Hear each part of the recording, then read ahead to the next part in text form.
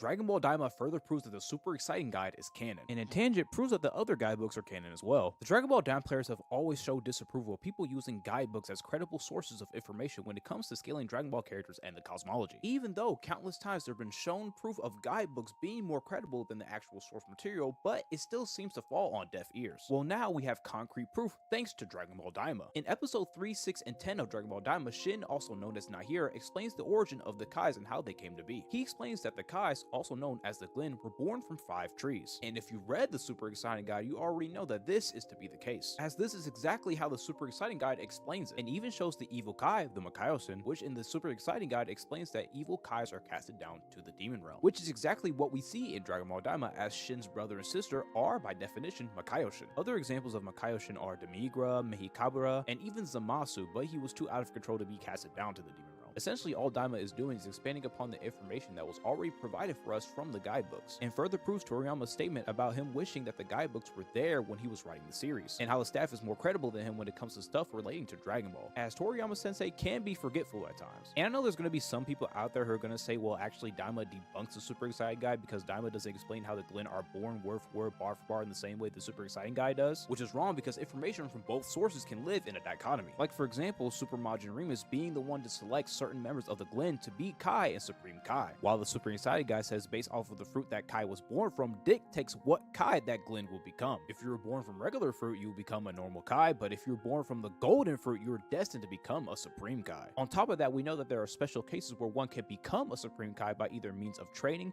being appointed by a previous Supreme Kai, or doing a good deed and seen as worthy of the status, like Konoha for raising Toki Toki. Also, not to mention Trunks that one time where he was an attendant of the Supreme Kai, which is why he had healing abilities inside the manga. So in conclusion, Remus chooses who becomes a Kai or Supreme Kai based off of the fruit that the Kai was bared from. Once you're a Kai or Supreme Kai, you have dictation of who your successor is, regardless of status or race. Which the last part obviously makes sense due to the fact that we found out the reason the Glen migrated out of the Demon Realm was because their trees are dead, meaning that their race is slowly going extinct. So eventually in the far distant future of Dragon Ball, the Kais might be full of different non-Glen people. Dragon Ball Daima is an excellent series for those who are really into the Dragon Ball lore and cosmology, and if you haven't given it a chance yet, I highly recommend it. Not only has the show upscaled the verse as a whole, but further proves that Toriyama Sensei never cared about what's canon and what's not. He cares about the lore of it all and the roots it has to Journey to the West. He overall just wants to make a good story that he enjoys, which is exactly what Daima is. And in the future, I will be making a video explaining how Daima upscales the verse and the feat that Goku and Beerus perform when they almost destroy the macrocosm. So if you guys are interested in that,